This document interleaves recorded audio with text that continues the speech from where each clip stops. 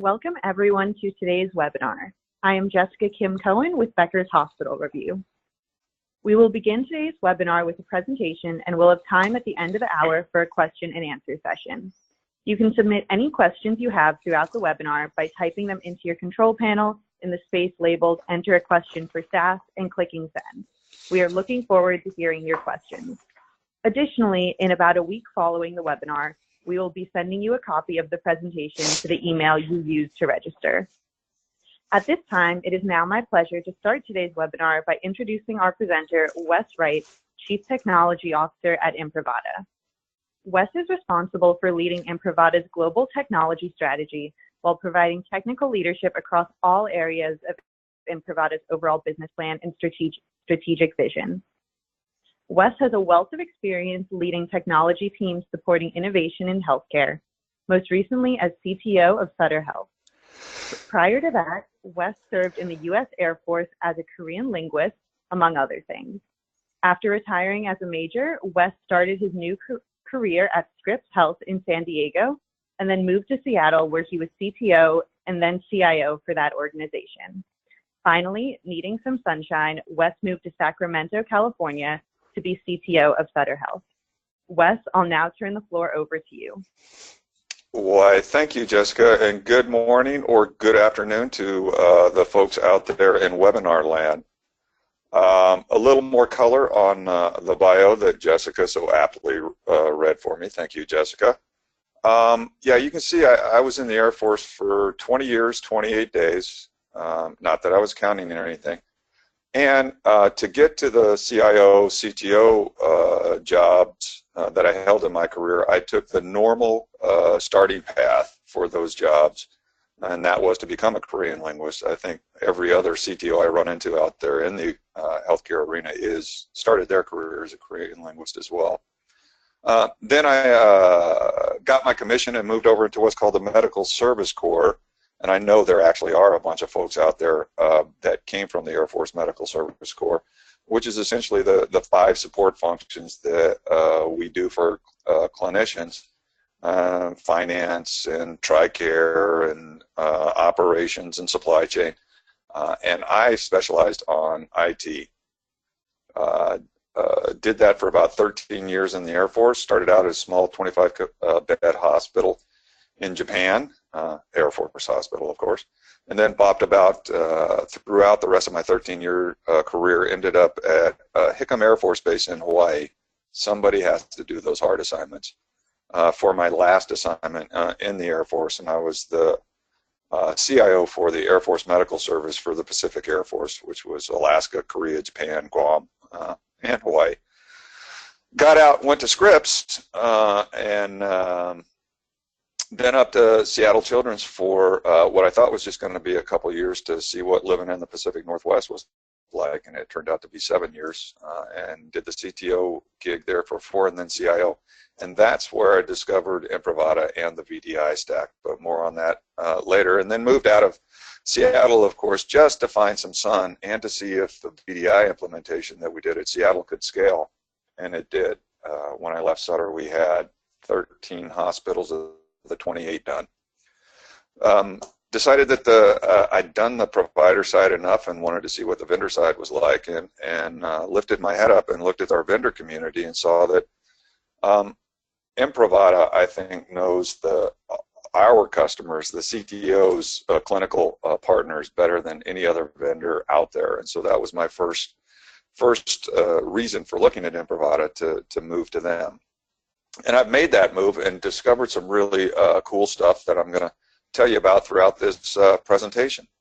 And something that's really cool is Gus, my CEO, has really shaped this role more as a consultative role than it is a pure Imprivata role.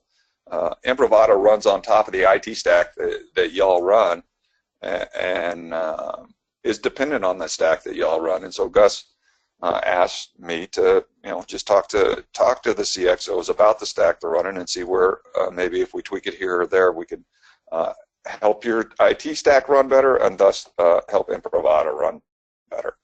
Next slide, please.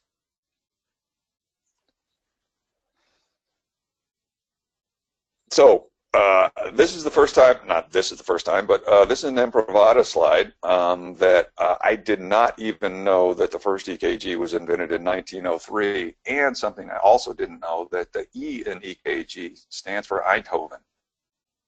No, it doesn't. It doesn't really. Sorry about that. But if I invented the EKG in 1903, I would want my name attached to it. And then we move into the where EHRs just started to appear. Some of Wes's background in early 1990 is when the DoD and particularly the Air Force started rolling out what at that time was called the Composite Healthcare System, the CHCS. Some of y'all might have heard that name before and cursed that name yourselves a couple times. Then in the 2000s, we moved to virtual desktops. And then in the 2010s, everybody who tries to do virtual desktop has to pay for the sins of the people who tried virtual desktop in the 2000s. That's just the way it is. There were not very many successful VDI implementations in the early 2000s. So whenever you try and install VDI now, at least this has been my experience and totally my experience at Sutter, is that the attempts that people made back in the 2005, 2004 eras, people are still really nervous when you mention VDI because they remember that initial try at it at some organization they were at. Just a caution to y'all, if you're going to try and do VDI in your facility, there might be a little extra baggage that you didn't know about hanging around. So that's VDI, and then we're moving into mobile.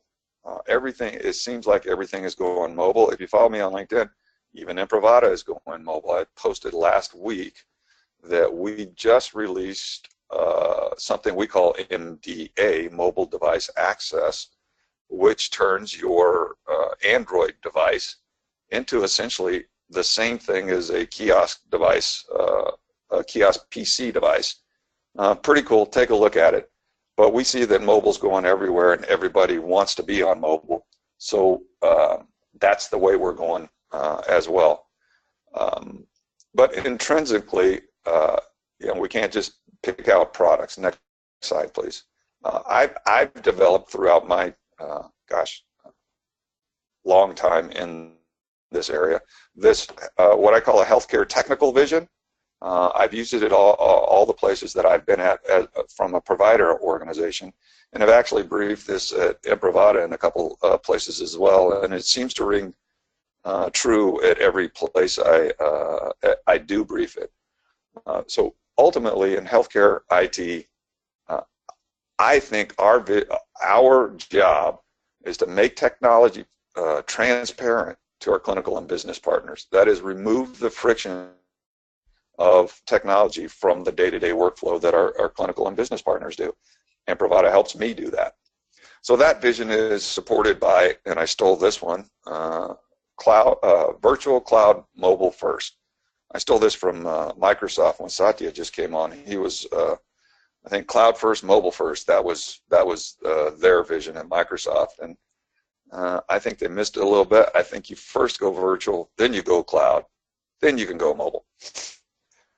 But you get there operating on some pretty easy IT principles, and those principles are what I call QS4, and that's quality's at the top. That's what we're all aiming for, is quality, and this is the IHI definition of quality with the 6 things in healthcare: access, affordability, and some other ones. So the only way that I think that health IT can support quality is through these 3 areas. Directly, we support the quality that our clinical and business partners give healthcare through, in this particular order, and it's very important that it's in this order, is through stability, security, and speed. And when I talk speed in this instance, 5 years ago when I developed this, I was talking speed. I was really thinking of speed of compute, speed of the application, but 3 or 4 years ago I realized, no, that's pretty even all the way around. Where we can really help with the quality of healthcare is our speed of deployment. It's all about agility now. It's not about the speed of compute. It's how fast can you get that new differentiating product into your clinical and business partners' hands. So directly, we support quality by stability, security, and speed. That is all, or should all, be built on a foundation of simplicity. And that's something that I am seeing in health IT right now. There's a big shift, not a big shift, there's a minor shift starting to happen that I think is going to turn into a big shift, where there is just a laser-like focus on simplicity. The reason there's a laser-like focus on simplicity is you can see from the model. The simpler you can make things, the more stable you can make them, the more secure you can make them, and the speedier or the more agile you can make them. So if you're looking to work on any one thing in your IT organization, you can get a three-bagger if you concentrate on simplicity. Next slide, please. And that's kind of my operating, how I operate from a day-to-day operations perspective. But I also believe, as you saw, as you probably got a hint on the S for speed, that the way that we're deploying technology in health IT also needs to change. That we also have to get a lot more agile. You know, in healthcare, we want to deploy technology, and most of our users don't think this. I'm sorry, I said users. Bad on me. I usually say clinical and business partners. Most of our clinical and business partners don't think that we deploy IT to make their lives more helpful, because a lot of the stuff that we have been forced to deploy from a security perspective does the opposite. That's not the security team's fault either. But what we have to start focusing on from a health IT perspective is that QS4 pillar, and take out, make everything as simple as we possibly can. But, next slide, what we can't do is deploy the way that we've been deploying throughout health IT. So I stole this slide. I usually have the guy's name on there, on that top part of the slide. Heinrich is his name. I ran into this slide right when I got to Sutter. The Cisco Global Digital Transformation CXO briefed this at some place I happened to be at. And I said, this is exactly right. So I'll walk you through the slide. That top part up there, that is healthcare, that's old healthcare IT. So that's waterfall. Our clinical or business partner will come to us, tangent here. That's something I think we absolutely have to stop as well, is our clinical and business partners coming to us with requirements. Anyhow, that's for later. But anyhow, our clinical and business partners come to us with this requirement. We take it, we say, okay, thank you for doing that, and we go in and we start hitting these requirements, and we start building these things. And so 18 months later, after our clinical or business partner came to us with a list of requirements, we come out with a, ta-da, here's your application, and we ended up building a MySpace page for them, and we're living in a Facebook world. The way I started deploying things at Sutter, once I saw this this slide and went, duh, had a V8 moment, is, and they actually call this methodology in some places, the skateboard methodology. And that is, and you've heard it called this many times, minimum viable product. Before I knew what MVP was, I said, I deploy in a skateboard methodology. And what that means is one of your clinical or business partners comes to you, as an example, says, hey Wes, we got 14 hospitals on this one hospital. I've got 4 hospitals on the main campus. I have a hard time getting from hospital A to hospital B. Can you make it faster for me? Yeah, I can make it faster for you. I can make it faster for you right away. Here's a skateboard. And that user, that clinical partner or business partner comes back to me and says, hey, the skateboard was fine. It got me there, but I keep falling off. So I give them a skateboard with a handle called a scooter. And that iteration keeps happening and keeps happening and keeps happening. But throughout that whole, however long the process takes, you are giving your clinical and business partner or business partner these little drops of value along the whole build cycle. And that's what keeps your clinical and business partners happy. In the red below that slide, you'll see a chevron chart that says trigger, design, POC, stabilize, scale. I ran across this on LinkedIn. It's the Gartner. It's the new Gartner OTIT deployment model, and their hypothesis or something like this. I couldn't find the exact slide, so it's something very close. But their hypothesis is, yeah, health IT is changing, and this is the way it's changing. Waterfall is going away. What's happening, and I could live this experience, is you have a trigger event. When I walked into to Sutter's, had a trigger event in that they had planned a $26 million capital investment for an on-prem exchange upgrade. That was my trigger event. That's when I had to make a decision on, am I going to do IT or exchange the old way, or am I going to do it the new way? That's what many CXOs are facing right now in today's healthcare environment. And Gartner is saying that is your trigger moment. As soon as you make that decision, then you design something. Then you do a POC, you stabilize your POC, and then you scale. From the POC to the scale, there's a loop that I didn't draw in there. So this is the way healthcare IT deployment is rolling nowadays. I think the days of waterfall deployments that we've seen in healthcare are quickly coming to an end, except on those really major products. Like if you are putting in an EHR, I'm not sure how you could use the trigger, deploy, POC, stabilize, scale for that. You know, some things will still stick with waterfall, but I think by and large, this is the way that new health IT deployment is going to happen. Next slide, please. So that's kind of the basis of how I'm thinking from a CTO perspective, and how does that relate to Imprivata and single sign-on and what we can offer in this light. I told you at the beginning of the presentation that one of the reasons I came to Imprivata was their ultimate focus, what I felt was the best focus I had seen by any vendor in healthcare on the clinical partner and on the clinical workflow.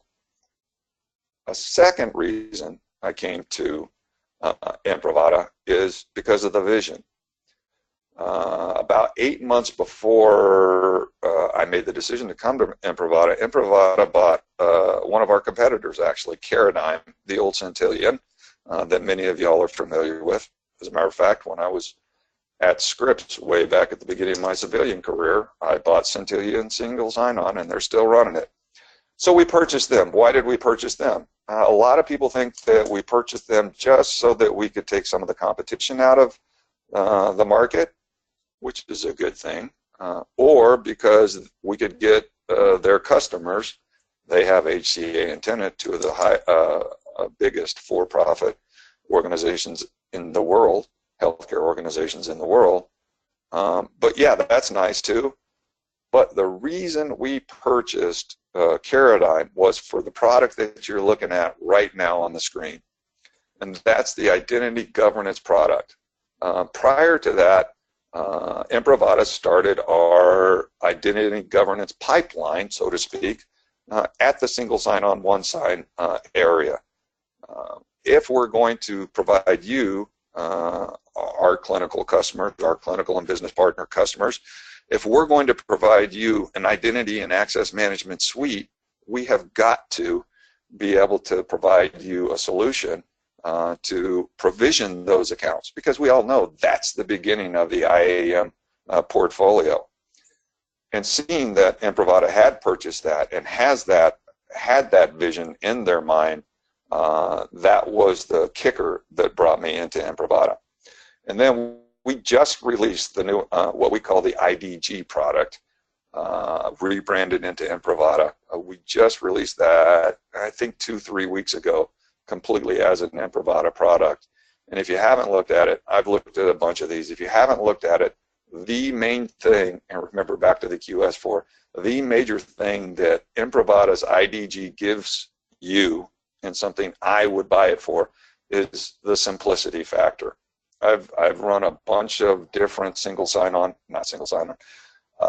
provisioning applications, a bunch of them homegrown, and I bet a bunch of y'all have homegrown ones out there right now. The reason they failed were twofold. One, and this is not anything Imprivada or frankly anybody who sells this product can do anything about, it's the tremendous amount of roles that we have within a healthcare institution. It's hard to do role-based provisioning when you have, I don't know, 16 to 2,600 different roles out there. So that's why an IDG or a provisioning product fails. But secondary to that is it tries to be too many things to too many different areas. And that's not what our IDG product is doing. It's there for one reason, well, two reasons, to provision people and to tell you who got provision. So that's the biggest step and I think we as IT professionals really have to start thinking about identity governance, single sign-on, or not identity governance, provisioning, single sign-on, identity governance, remote access. I think we have to start thinking about identity as a graph, much like the Microsoft security graph.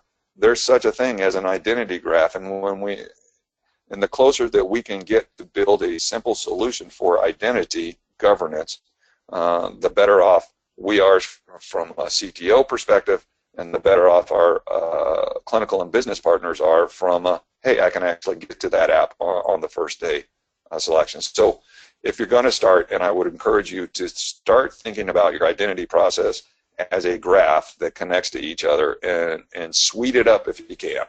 Next slide, please. But the really super cool thing that Imprivada brings, and that made Imprivada what Imprivada is the single sign-on. Unbeknownst to me, this is something I just found out in the last couple of weeks. When most healthcare institutions buy Imprivada single sign-on, they only buy it for our clinical population. It makes perfect sense, because that's the secret sauce that our Imprivada one-sign single sign-on brings. Stay tuned for some potential offerings, some potential new ideas on what we can do with non-clinical users of OneSide. Because again, we're trying to get back to that bottom pillar of QS4, and that's simplicity. So the simpler I can make it for you to manage your entire enterprise single sign-on portfolio, not portfolio, your entire enterprise single sign-on activity, the better off you are, and the better you can serve your clinical and business partners through stability, security, and speed, because we already manipulated simplicity. So look for stuff on that. Next slide, please. What we're seeing now, and what you'll be seeing if you're in one of the 14 states that has approved electronic prescribing of controlled substances, is how Imprivada single sign-on, and particularly Confirm ID, can bring your workflow, even with EPCS requirements, and some of the stuff that we have coming. Is it coming now, or is it available? It's right in there. A secure walkaway and an always-off product that we're bringing out.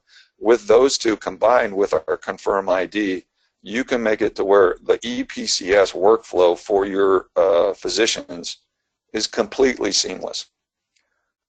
This means more and more. The House just passed, I just saw in my email this morning, the House just passed, not the full opioid bill, but the part of the full opioid bill that mandates electronic prescribing of controlled substances. Now it still has to get through the Senate and pass the president and stuff like that. But in the meantime, a lot of states are doing this without our U.S. Congress involvement whatsoever. Like I told you, 14 already have, and I think there's another 9 or 10. You can look on our site for the ones that have legislation in place. So if you want to maintain that simple workflow, the uninterrupted workflow that your physicians are used to doing right now with normal orders, or even with controlled substances orders that they're not mandated to do electronic now, the easiest way to do that is with Confirm ID. The enrollment process, mind you, is a little bit onerous, for lack of a better term, but that's not an Imprivata thing, that's a DEA thing. But once that's done, you're in great shape. Next slide, please. So if you start with where we started, and I actually had to switch these slides, this series of 3 slides around because Imprivata is so used to leading with the one sign that I actually had to, no, I'm going to lead with IDG because I believe that's where your identity management graph should start. So once you get all this stuff together, you can see that, and again, this is why I moved to Imprivata. Imprivata is building a suite, a security graph for you. Yeah, we have some pockets here and there, and we're working on those. For instance, a privileged access management module. We don't have one of those right now. We're working on that because we believe that that's part of the security graph, not the security graph, the identity graph that healthcare IT needs. But bottom line is, the perspective that Imprivata is bringing to the management of identity within healthcare is the exact same perspective that I was forming when I was sitting in the CTO role as a provider for my clinical and business partners. So that's what brought me to Imprivata, and that's what's got me excited about what we can do with identity. Not just a single sign-on identity or not just a provisioned identity, but a whole identity with a whole suite of tools around us. And with that, I think I'm going to end the session and give an opportunity for folks to ask any questions they may or may not have come up with while I was rambling on. So Jessica, I'll turn it back over to you. Thank you, Wes, for that fantastic presentation. We will now begin today's question and answer session. Please submit any questions you have by typing them into your control panel in the space labeled Enter a Question for Staff and clicking Send. We will try to get through as many questions as we have time for. Our first Jessica, question go ahead. Oh, sorry. Our first question is, are there any success metrics or milestones that you use to move from one stage of technology deployment to the next?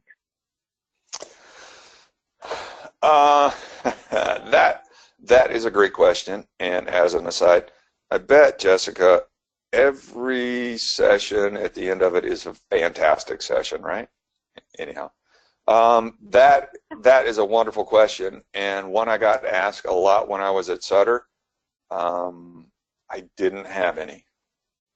Back to that deployment model of the skateboard.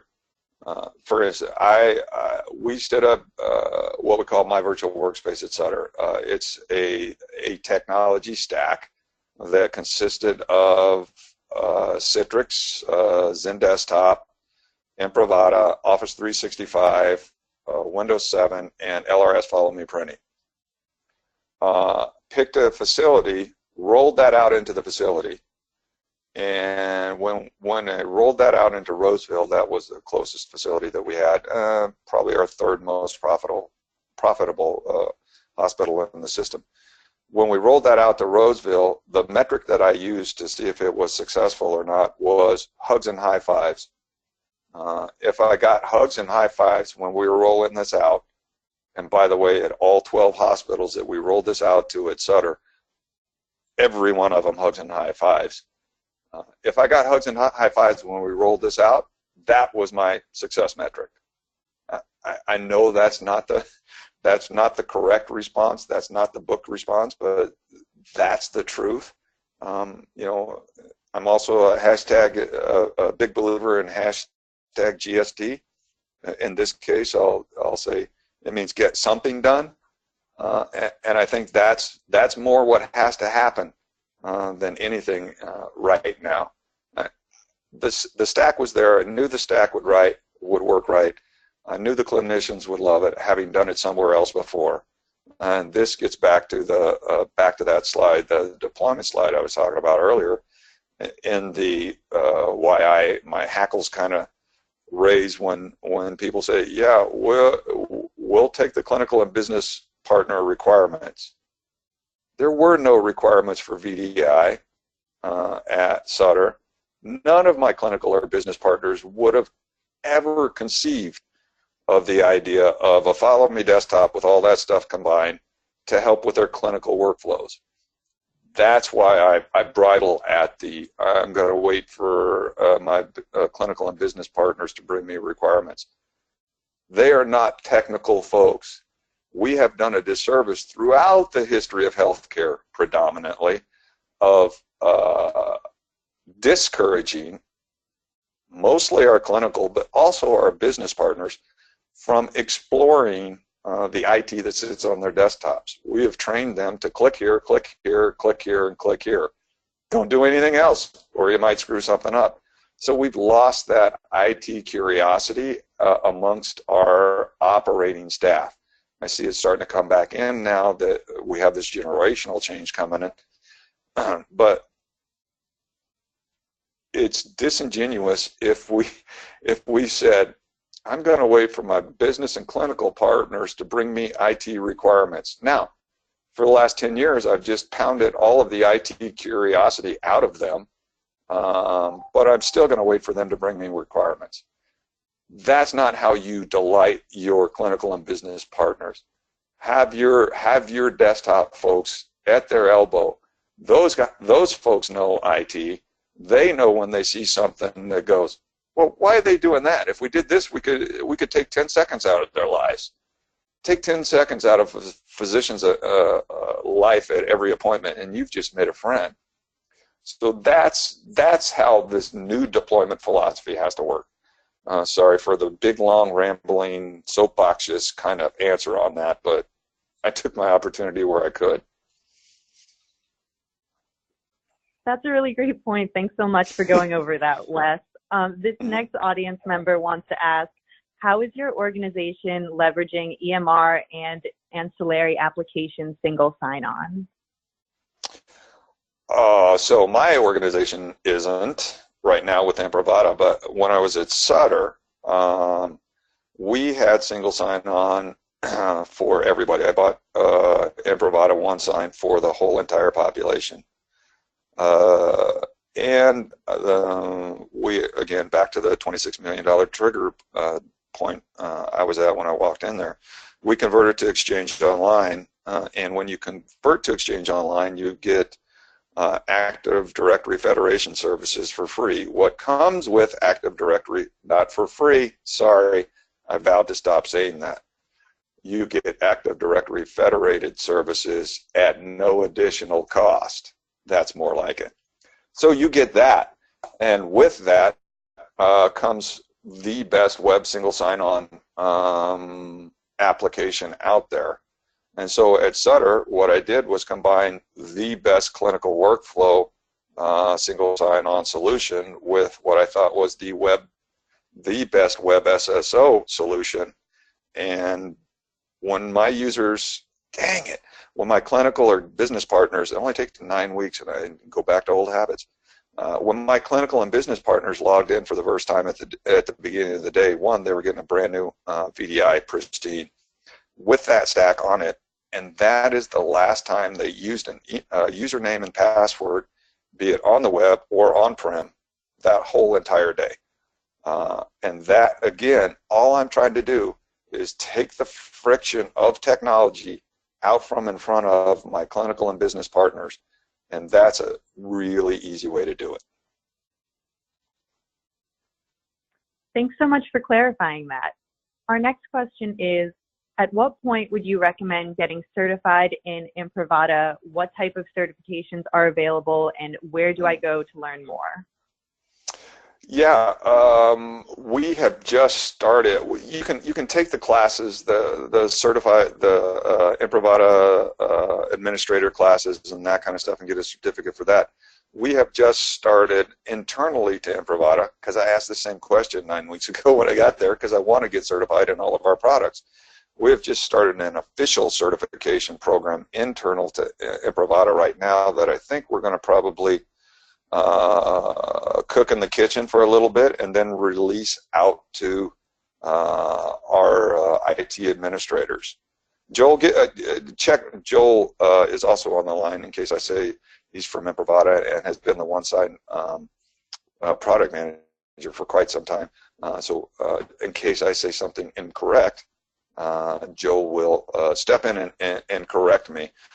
Joel, do you have some more information you can provide on certification for me? Yeah. So Wes, hi everybody. So from a certification process, I think just to highlight, when we go through our process, with every organization we engage with, we have teams that do a clinical walkthrough, right? We have teams that kind of get to know and understand each organization's workflows and user personas, et cetera. And once the organization itself begins to, deploy and roll out and explore their single sign-on solution, we do have certifications available, and our professional services teams available to really deep dive into understanding, again, what it is that an organization is doing, working directly with their IT folks to help with that enablement process. So we do firmly believe in kind of as much hand-holding as an organization may want with us. We do have certification classes available today. So to Wes's point, I think those are things that we do offer our customers today for more enhanced insight and certifications with our solutions. But I do recommend, again, whenever we do engage with any customer, we do have those available options there. So to find out more and kind of understand more, simply reach out. If you're an existing customer, reach out to anybody from Imprivata, anybody even on this call, or your account representative. Or again, there's tons of information on our website, and we can absolutely follow up with more details on that. But again, there's tons of information. We do kind of handhold and are with our customers each step of the way with any type of enhanced certification available. Yeah, thanks, Joel. When I brought this up, had to be 6 or 7 weeks ago at Imprivata, what I'm really aiming for is a certification program for your engineers that, frankly, is marketable, that is worth something, that is a lot like, let's say, a Microsoft or a Citrix certification, to where if you're I don't know what we're going to call it, an Imprivata certified identity governance person, that carries some cachet. That's where we want to get. That's the one that we're cooking in the kitchen right now with some of our internal staff. That's the one we want to get to. Thanks for that great question and for those informative responses. This audience member asks, what is a recommendation for multi-factor for the masses? Multi-factor for the masses. So this is a dangerous question for me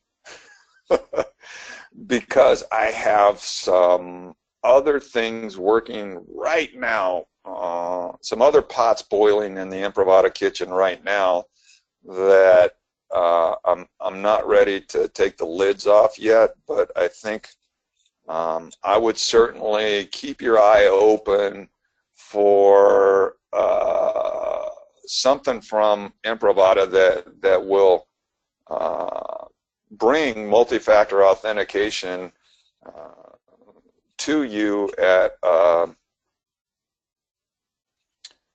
price that you would not have anticipated. in a good way. So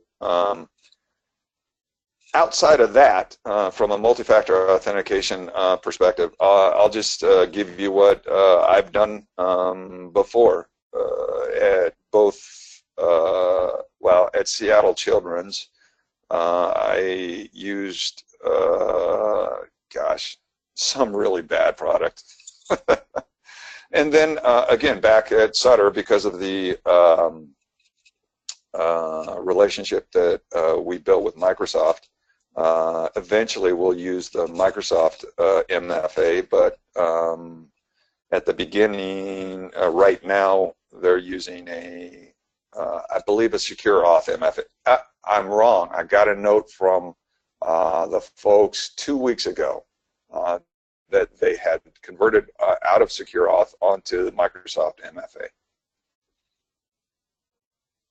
Again, if you're contemplating purchasing an MFA product and you own Exchange Online, recontemplate that, because at no additional charge you get an MFA product.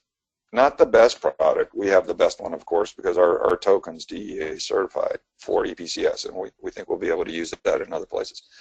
But if you just want one of those, let's say, business users that doesn't need the clinical stuff, then use the free stuff. Sorry, not the free stuff, the no additional cost stuff. Thanks for going over that, Wes. Our next question is about security leadership. The question is, how influential is security, such as a CISO or other security team leader, in technology deployments? What does their level of involvement look like, and do they override any workflow or usability features for the sake of security? Yeah, this is a great question that always depends. Much like healthcare, healthcare security, or the security of your healthcare enterprise, is very local and very tribal. So it's very dependent upon the personality and risk tolerance of your CISO. One thing I can assure you of, though, is that if you're looking to deploy any kind of IT product that even has any hint of security attached to it, you might be able to get it funded. Because what I'm seeing out on all the visits I'm doing is that security is still getting funded, and actually getting funded at a higher degree than it ever was. So the other parts of that question that are, okay, how much do they play in the deployment process, and do they trump workflow? In the locations I was at, deployment process-wise, not very much at all. We in all my organization, I have, if it wasn't that way when I got there, it ended up that way when I left. I have had the CISO and security outside of IS. All three civilian places, no, 2 of the 3 civilian places I've worked at, I've actually had to lobby to get the CISO outside of IS, because I just think it's a little disingenuous for the fox to be watching the hen house. Now, I kept operational security, running the tools and reports and stuff like that, and plugging holes, patching, vulnerability, but all the audit, compliance, training, education, all that stuff belongs over with the CISO, and both other places that landed underneath the Office of the General Counsel. So we would do all of our coordination up front from a product perspective, and if you don't do this with your CISO, then I would highly recommend it, because it short circuits so much problems that happens in the back end. When we did our Microsoft buy, I took my Chief Information Security Architect and my Director of Incident Response, along with my Director of Operational Security and his Manager of Incident Response, to Microsoft, sat down for 2 days with them and said, here's our security flight plan. given that we can get these tools from Microsoft, not for free, but at no additional cost, let's use those, and then we'll plug in any gaps with these. And once we got that established, then I had no issues whatsoever running the deployments. CISO didn't want to be in it at all.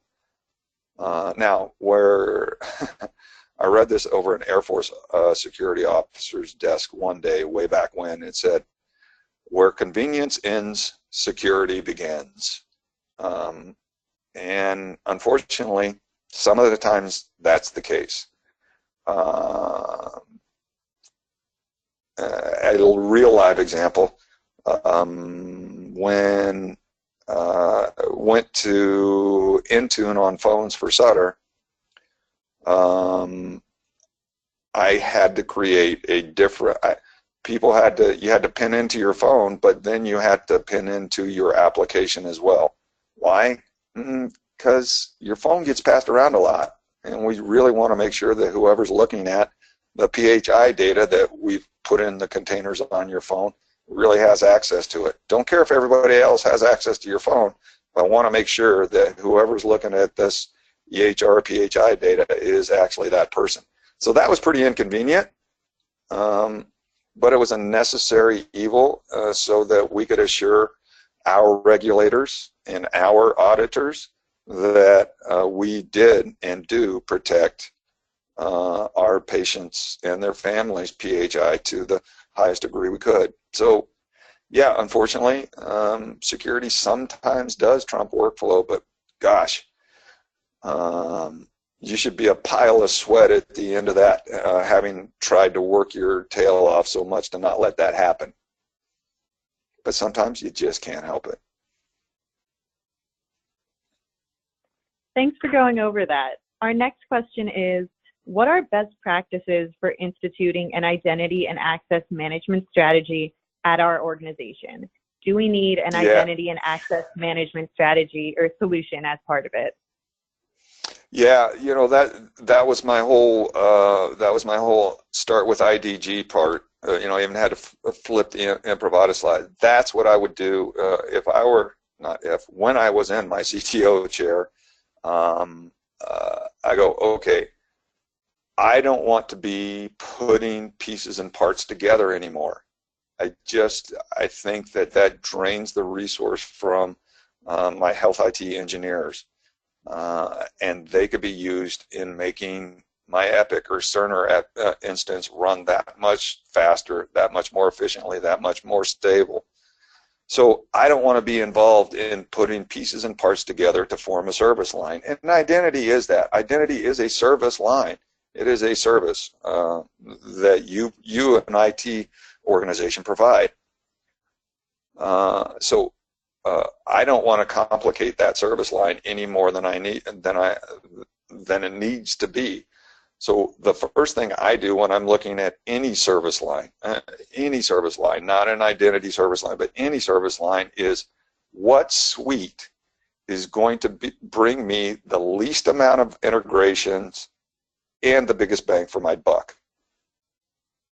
Because if you start with what's going to bring me the biggest bang for my buck, you get focused on cost and not all the integration that has to happen if you just go point solution down the road. So I flip that thought, and it's a hard one to get past the budget people. I flip the thought I am going for the product that requires the least amount of integration, because intuitively, and 20 some odd years of being in health IT, I know that the cost, the relative cost, upfront cost of a product is incredibly disproportional to the final cost of that product. So I am looking at it in what can I do? What is the best way to provide the best service? And this is QS4 all going through my mind here. What is the best way to provide the most stable, most secure identity service that I can deploy the fastest amount of time?